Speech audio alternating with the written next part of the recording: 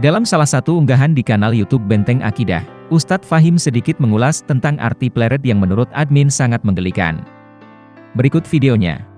Bahwa saya telah meralat apa yang saya sampaikan sebagai julukan daripada pembacaan julukannya Gus Fuad dengan mengatakan Gus Fuad Player. Tapi saya bermaksud supaya bagaimana saya menyampaikan dengan mudah istilah-istilah yang mudah dipahami, dan bacanya player itu adalah bahasa Inggris, ejaan Latin bahasa Inggris. Jadi player seperti itu. Tapi Masya Allah, mohon maaf kalau misalkan ternyata ini iya betul juga ya, itu kayak alat, nama alat ini.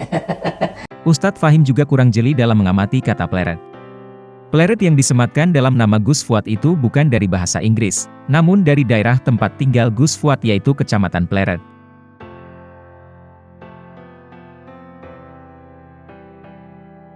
Ustadz Fahim bertanya, adakah kemiripan Gus Fuad ini dengan guru sekumpul? Nah, sekarang saya katakan kepada Anda dan saya tanyakan kepada Anda, lalu bagaimana dengan Gus Fuad ini? Adakah kemiripan dengan guru sekumpul? Jawabannya ada, bahkan kemiripannya bukan hanya di penampilan saja, seperti yang Ustadz sampaikan, namun lebih secara esensial. Pernahkah Ustadz mengamati komentar netizen saat Gus Fuad Pleret menyenandungkan majelis Maulid Simtuduror?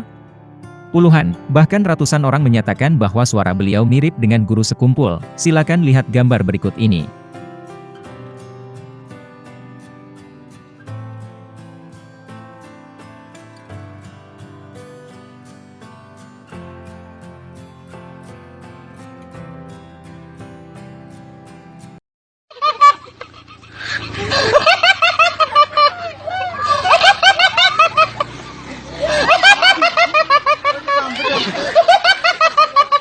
Data berikutnya tentang kemiripan Gus Fuad Pleret dengan guru sekumpul adalah, hanya Gus Fuad Pleret dan guru sekumpul saja di luar lingkar keluarga Habib Anis Solo yang memperoleh ijazah mengampu majelis Maulid Simtuduror.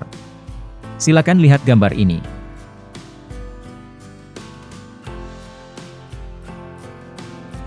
Tidak hanya itu, bahkan Gus Fuad Pleret tidak meminta ijazah namun diberi ijazah.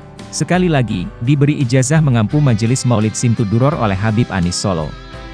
Berikut videonya. Kiai kan minta ijazah. Oh, kamu tidak minta, tak kasih. Waktu itu Gus Fuad bilang, Habib Anis, saya minta ijazah. Terus beliau jawab, kamu itu nggak minta, saya kasih, gitu ya Pak? Iya, dikasih. Belum lama Kiai bilang seperti itu, sebenarnya seperti itu. Dan sampai sana, Kiai yang saya ingat itu kan, Habib Anis karena nggak bisa bicara, yang mewakili bicara itu Beb Husen putranya itu, sama Beb Novel Alidris kan masalah ya, Beb Novel ya, Beb Novel yang sekarang itu viral itu Beb Novel. Kritik yang menurut admin menggelikan adalah berikut ini. Menyampaikan ainnya pun tidak fasih, mohon maaf. Mali siwaka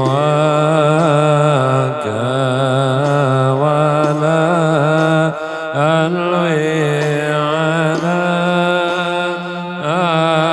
ahadi.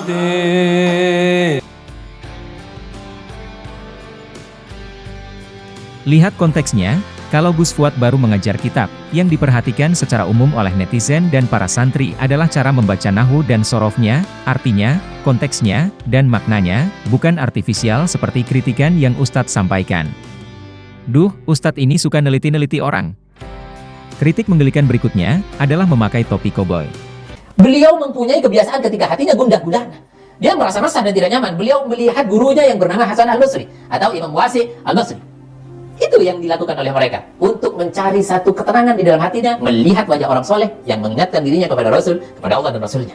Penampilannya tentu begitu, tentu tidak pakai koboi-koboyan. Kalau koboi-koboyan, Anda lihat orang pakai koboi, ingatnya sama siapa? Jago tembak, di film, di TV, orang barat.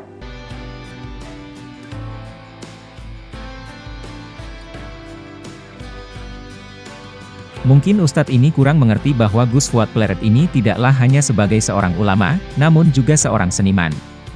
Dan sekarang Gus Fuad lebih kencang berdakwah menggunakan musik sebagai kendaraan dakwahnya. Tujuannya apa? Untuk mengenalkan guru sekumpul kepada para penikmat musik. Masakman band pakai sorban, yang benar saja. Bukankah seorang ahli ilmu, dalam menyampaikan segala sesuatu harus mengikuti bahasa kaumnya? Konteksnya apa dulu? Kalau pas ngisi majelis maulid, Gus Fuad Pleret pakai surban. Dan kalau pas nyanyi, pakai atribut gaul, seperti topi koboi, tujuannya agar pesannya mudah diterima. Dan apakah Islam dan ketakwaan itu, esensinya ada di penampilan? Apakah seseorang disebut sebagai ulama karena memakai sorban? Bukankah baju takwa atau yang kita kenal sebagai baju koko itu dari Tionghoa? Menurut admin, sangat menggelikan bila penampilan dijadikan senjata untuk mengkritik.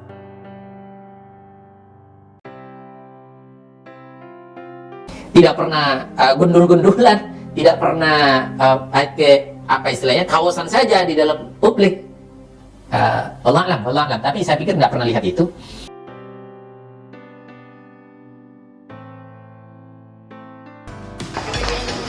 Alhamdulillah, wahai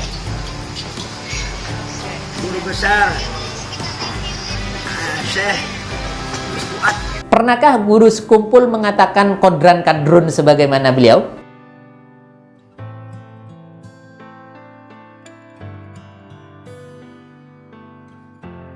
Akhirnya diambillah satu kesimpulan bahwa melihat wajah orang soleh yang mengingatkan dirinya kepada Allah, mengingatkan kepada dakwah, mengingatkan kepada amar ma'ruf nahi munkar, itu adalah ibadah. Jadi bukan orang soleh yang dengan penampilannya pun tidak mengingatkan kepada Nabi. Ini salah satu prinsip hakikat di dalam Islam. Anda harus perhatikan ini.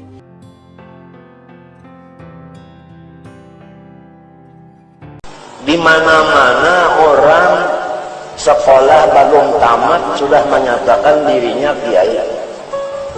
Tamat saja belum sekolah. Dalam sekolah 2 tahun aja jadi kiai. Ada yang kalau sekolah lalu sekolahnya cuma sekolah bersurban. Surbannya kayak tangguy, tasbihnya kayak begi gatah, jubahnya Masya Allah. Dengan jubah dan tasbih dan surban mereka dikira orang ulama, padahal uudi ujung-ujungnya duit. Jangan menipu masyarakat. Tuhan menghidupakan, Tuhan memberi sekalian hinak sebagainya, kenapa jadi penipu jadinya? Menipu dengan surban, menipu dengan selendang, menipu dengan gamis, menipu dengan perkataan, menipu dengan kasidah, menipu dengan macam-macam, menipu orang. Berdagang kasidah, berdagang surban. Awas. Silakan netizen nilai sendiri apakah pernyataan Ustadz Fahim akurat atau tidak. Admin hanya mengulas tentang apa yang admin ketahui. Tanpa mengurangi rasa hormat, admin mohon maaf, mohon ridho kepada Ustadz Fahim dan Gus Fuad apabila ada kesalahan dalam ulasan admin. Tidak lain apa yang admin lakukan ini karena cinta dan cinta. Informasi yang admin sampaikan, admin peroleh dari berbagai sumber.